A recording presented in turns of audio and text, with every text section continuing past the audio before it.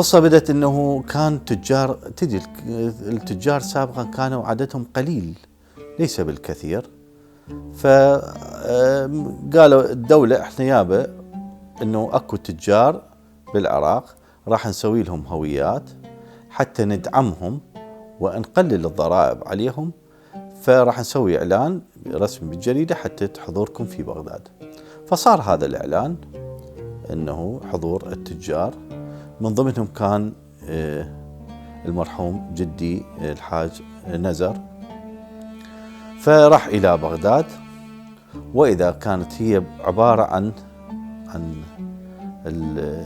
كان مؤامرة ضد التجار اللي هي حزوهم في بغداد، وما سمعنا الخبر انه قالوا يابا انحزوا التجار، انتم من ضمن 43 تاجر اللي حزوهم، كان جدك من ضمنهم. وصلنا الخبر انه انحزوا، واذا بثاني يوم والدي كان جالس في محلنا، احنا محلات كثير عندنا في واسط، حجز البيت كاملا.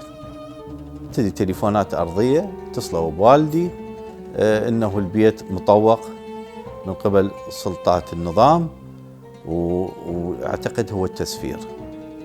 فوالدي ما عليه إلا هو أنه ترك المحل والتجأ إلى البيت، فلقى البيت مطوق، وكانت السيارة خضراء الله يلعنهم كان بذاك الوقت اللي كان يسفر بها العوائل العراقية.